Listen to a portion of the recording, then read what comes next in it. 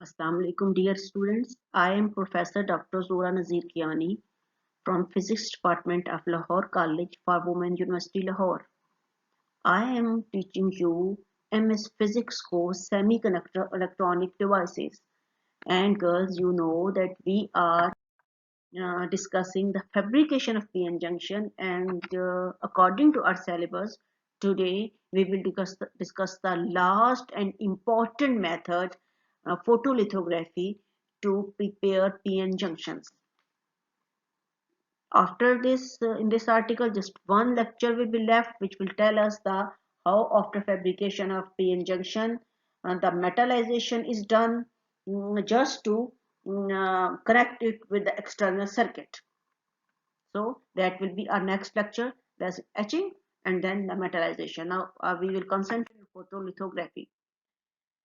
So what is the photolithography? Photolithography is basically the process of transferring patterns of geometric shapes on a mask to a thin layer of photosensitive material called photoresist, covering the surface of semiconductors.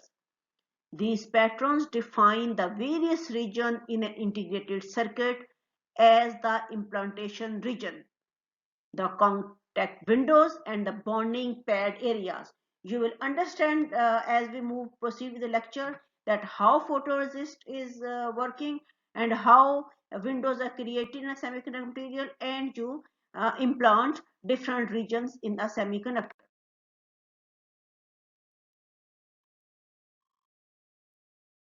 So this is a summary of the photolithography.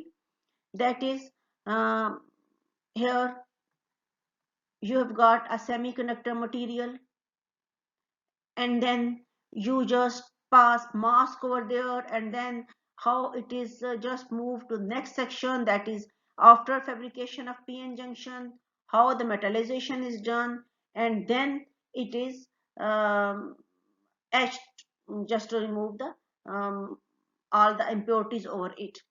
Now, these are the stepwise reaction. This single figure cannot explain the whole procedure. So, we have to understand the whole procedure before making any decision that what is going on. Basically,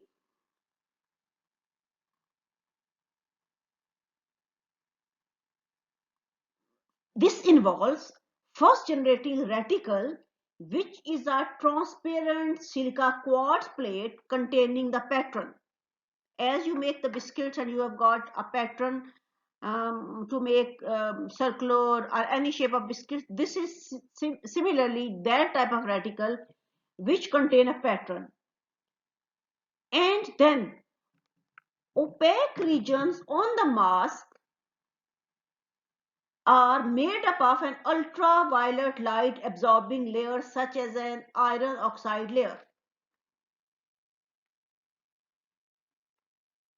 So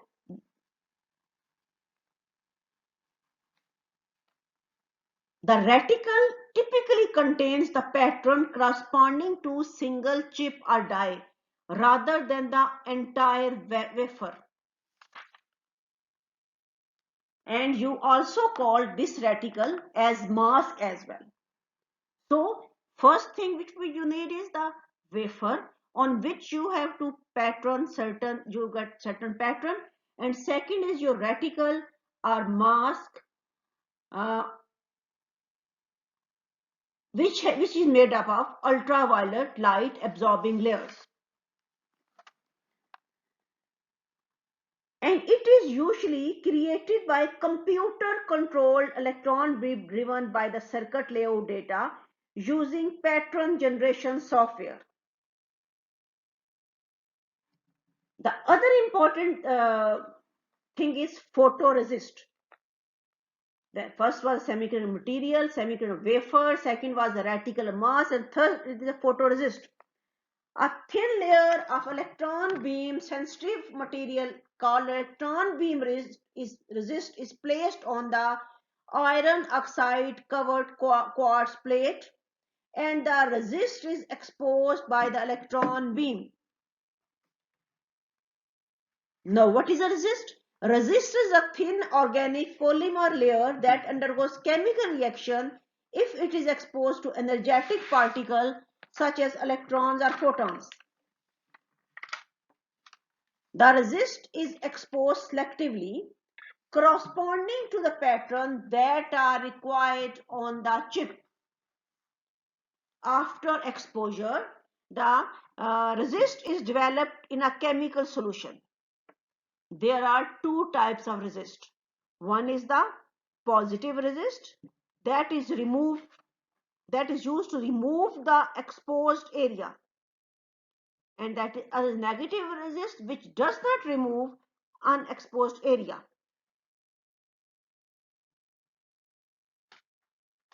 The iron oxide layer is then selectively etched off in a plasma to generate the appropriate pattern. The reticle can be used separately to silicon wafers. To make a typical integrated circuit, a dozen or more reticles are required corresponding to different process steps.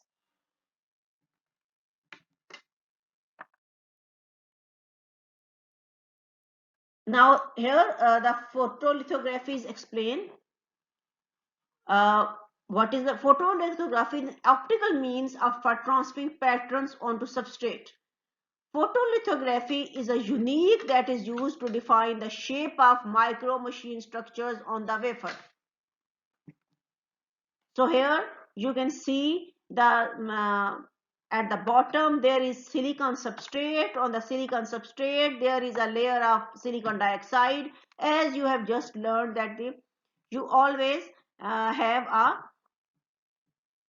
silicon dioxide layer, an insulator layer on the top of the semiconductor material, which is prerequisite of PN junction. Then you have deposited photoresist, that is light sensitive material.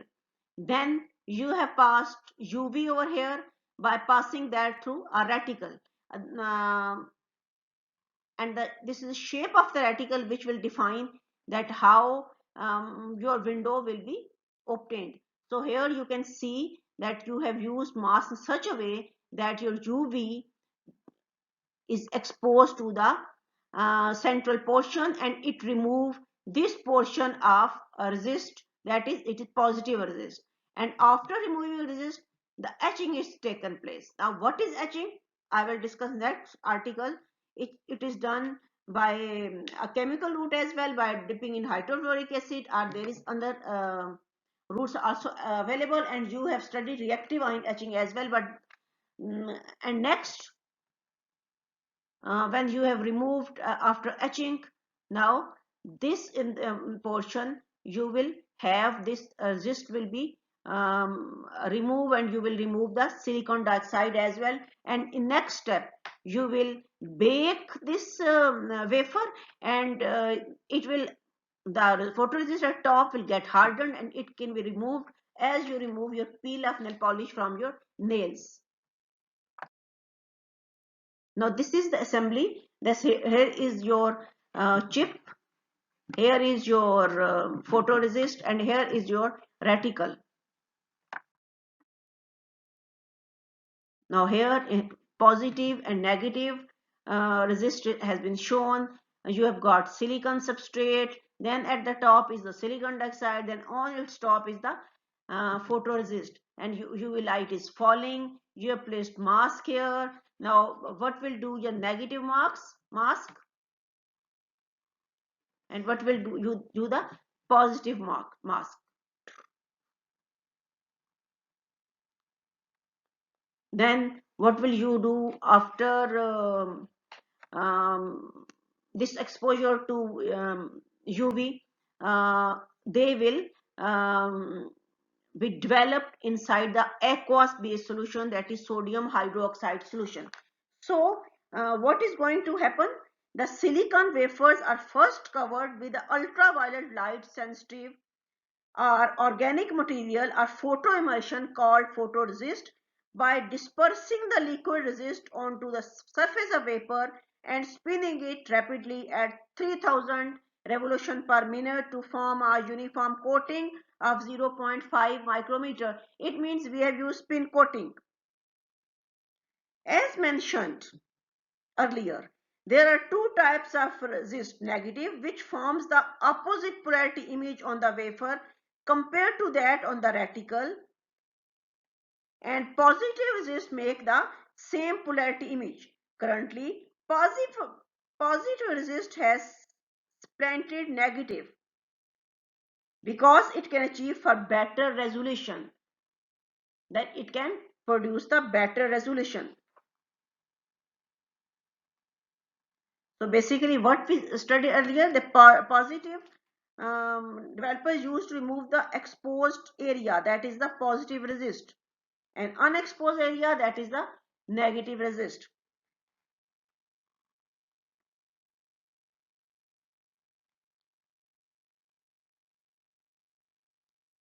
Currently, positive resist has taken place of negative because it can achieve better resolution down to 0.25 micrometer using ultraviolet light from mercury lamp whose wavelength is 0.365 micrometer. The light shines on resist covered wafer. Here you can see that light is shining on the resist covered wafer through the reticle, causing the exposed region to become acidified.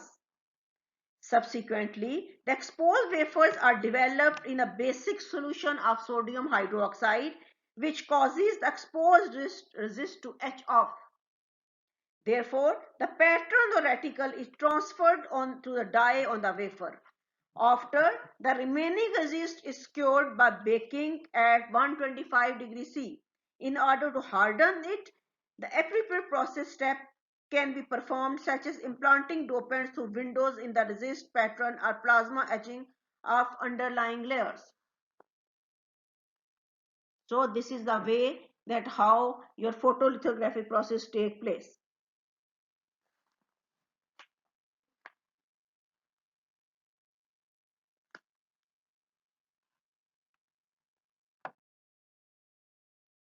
This is another figure which shows substrate, resist, then mask, light is fallen. Now here you can see from this portion where light has shone. You can see these patterns are there. So this is negative resist, and from where they are removed, this is called the positive resist.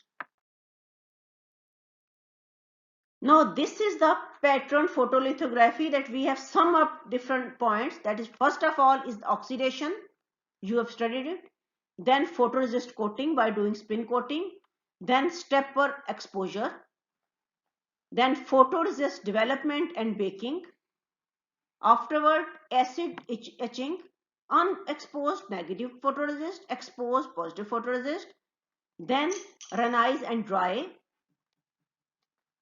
And then you can use the process steps such as ion implantation, plasma etching, metal deposition to deposit trivalent or pentavalent impurity inside the on the wafer of which you have done the photolithography, and you have etched window by photolithography through which you can deposit any dopant or any other material in a semiconductor material. And afterward the photoresist is removed, and you know how it is removed. It is removed by etching or by baking, and you can get rid of this um, photoresist.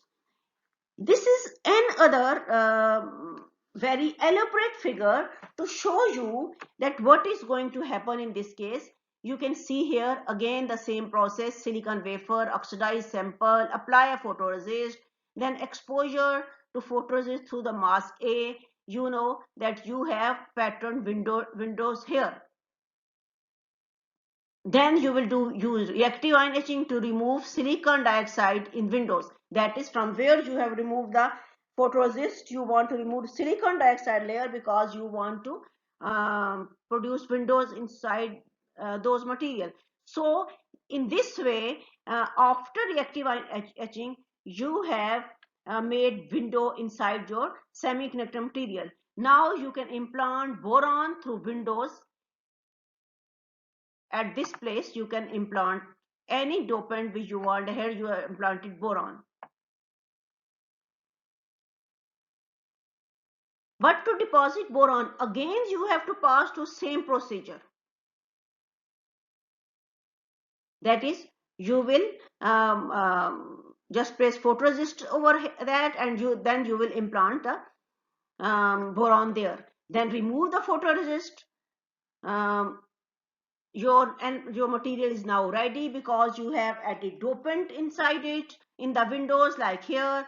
Here you have got the substrate, and in these two windows you have double p-type region. Suppose the initial was n-type region, then we have got two small p-type regions at the top.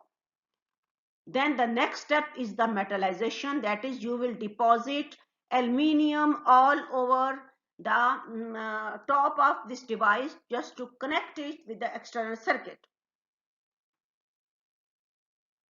Initially, this metallization was done that few wires were pressed with the on the PN junction, and then it was attached there with help of a silver paint or something else to get it connected with the outer circuit. But now the aluminium is deposited on the device so that it can easily connect it to the external circuit.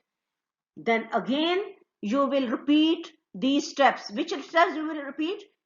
2, 3 and 4. That is, you will apply a layer of photoresist, then you will expose it to ultraviolet light through a mask, and then you will just remove the exposed photoresist. So again you will repeat these steps because now you want to generate windows somewhere else. So this is the way that what are the steps which are initially started and which are carried throughout your way. So what are the important steps? Oxidation, applying a photoresist,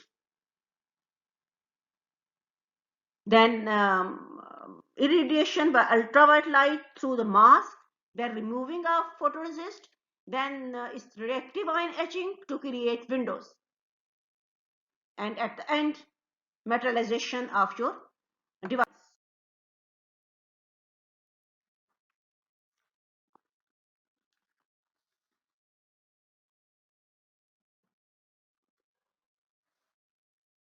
Now exposure of wafer is achieved by dye in a step and repeat system called stepper. As the name applies, the ultraviolet light shines selectively through the reticle onto a single dye location. After the photo exposure is done, the wafer mechanically translates on precisely controlled XY translation region to next dye location and is exposed again. It is very important to able to precisely align the pattern on reticle with respect to pre-existing pattern on the wafer, which is why these tools are also sometimes called as the mask aligners. An advantage of such a stepper projection system is that refocusing and realignment can be done at each die to accommodate light variation in surface flatness across the wafer. This is especially important in printing ultra small line widths over a very large wafer.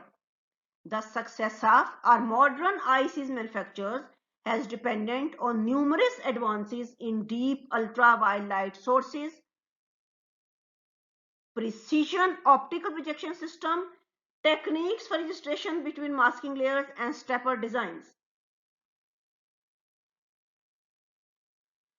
What makes the photolithography along with etching so critical that it obviously determined how small and how closely packed the individual devices, for example transistors, can be made. Smaller devices operate better in terms of higher speed and lower power dissipation. What makes modern lithography so challenging is the fact that pattern dimensions are comparable to the wavelength of light that is used. Under these circumstances, we cannot treat light propagation using simple geometrical ray optics. Rather, the wave nature is manifested in terms of diffraction, which makes it harder to control the pattern. The diffraction limited minimum geometry is given by the relation I minimum is 0.8 lambda Na, where lambda is the wavelength of the light, Na is the numerical aperture or size of the lens using the aligner.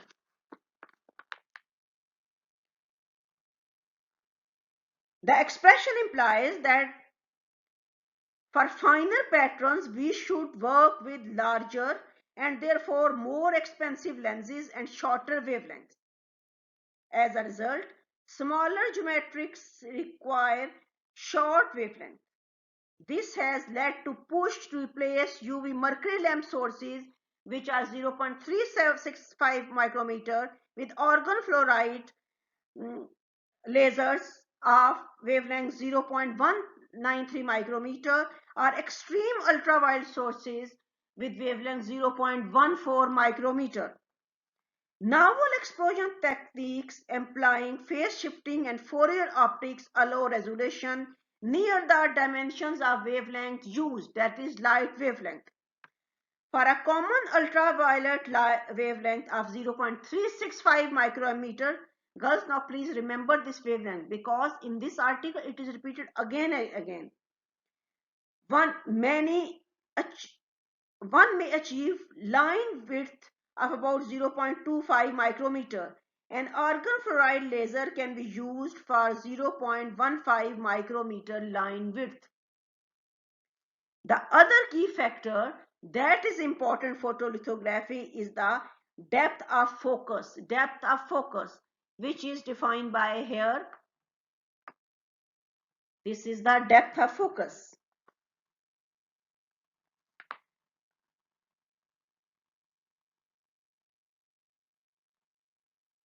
You know what is Na? What is the Na?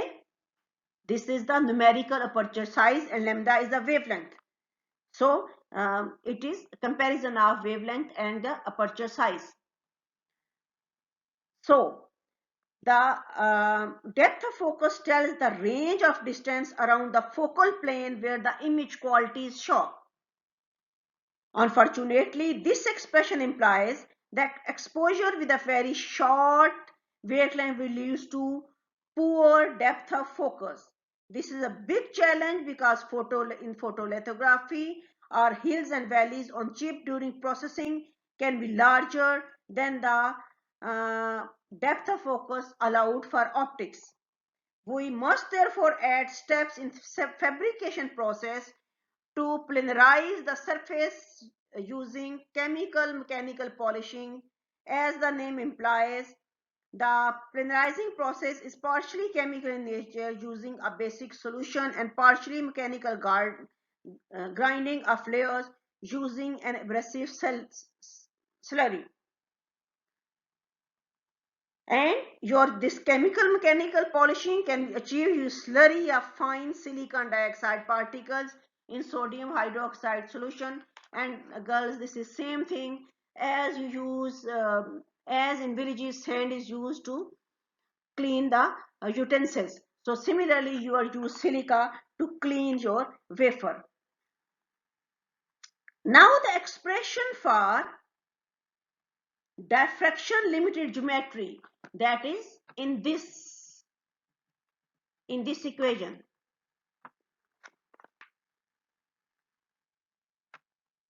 Explains why there is so much interest in X-rays and electron beam lithography.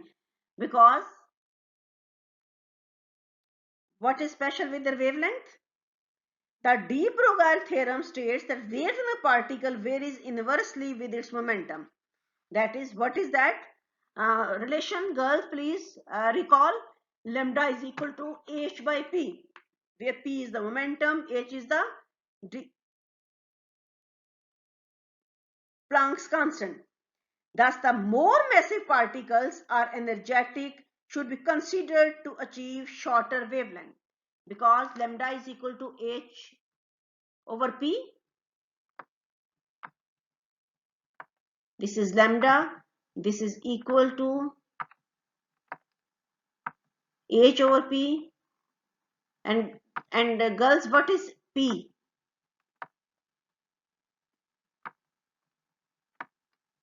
Girls, what is P? P is m into v, mass into velocity. That is, you know this thing. So, but I will write here as well for your convenience.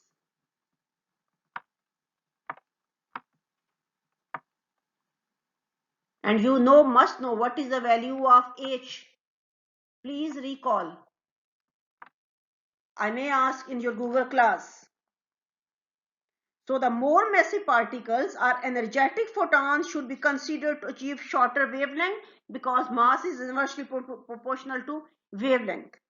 Viable candidates for this application are electron, ions, or X-rays. For example, electron beams are easily generated, focused, and deflected. The basic technology for this process has been developed over many years in scanning electron microscopy, which you are also using in your search here in LCWU. Since a 10 kiloelectron volt electron has a wavelength about 0.1 ampere, the line width limits become the size of focused beam and its interaction with photoresist layer. It is possible to achieve line width of 0.1 micrometer by direct electron beam writing on the wafer photoresist. Furthermore, the computer-controlled electron beam exposure requires no masks. This capability allows extremely dense packing of circuit elements on the chip, but direct writing of complex pattern is slow. Because of the time required for electron beam wafer exposure, it is usually advantageous to use electron beam writing to make the reticle, but to expose the wafer photoresist using photon. In addition to advances in deep ultraviolet sources mentioned earlier, X-rays offer a promise for even smaller dimensions. For example, if a very heavy metal is used in the mask, X-rays, a wavelength almost 1 angstrom can be used to expose the wafer with 0.1 micrometer resolution. A particularly high flux X-ray can be obtained from radiation emitted by electron accelerated in storage ring or synchrotron. Now this is the stepper whose which I mentioned in my earlier slide. That is, this is the whole assembly, that how is your XY stage is working. Here is your wafer. Here is your reference mirror.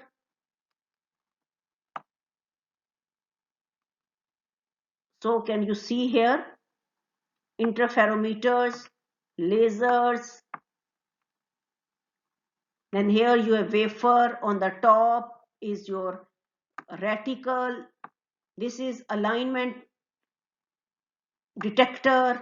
This is illumination diffuser. This is filter. This is mercury light source. This is condenser ion. And this is the resolution lens.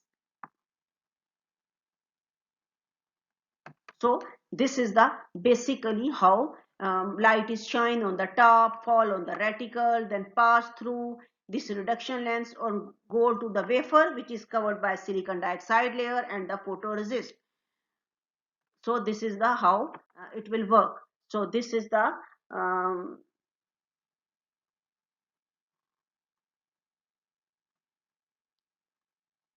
photolithographic reticle used for one step in the processing of a 16 megabyte dynamic random access memory in a stepper projection exposure system, as which you seen in previous slide. That is the system um, um, where ultraviolet shines through the glass plate and the image is projected on the wafer to expose photoresist for one die in the array of circuits, and then steps to next That is, you can, with the help of that motors which at bottom, you can just irradiate one lens, then you will move it to another lens as well. So this is end of your class. This is very important lecture, important in point examination point of view, and for your every life point of view, because if you want to get good windows created, impurities freeze, then this is the best process and best process to even um, dope the semiconductor material with impurities. But some precautions you have to attain. You want a clean room, clean environment. You will enter the room in the same way as you enter in the ICU, covering your feet, covering your head, and covering your hand, and so on. But obviously, it will lead to your good PN junction fabricated. And you know, in Lahore, where is this photolithography machine present? Any idea? Okay, when you will get to next semester, you will get an idea, because then you will be in the research, and it is in Center for Solid State Physics, Punjab University, Lahore. At this, I end to my lecture. Thanks for your concentration.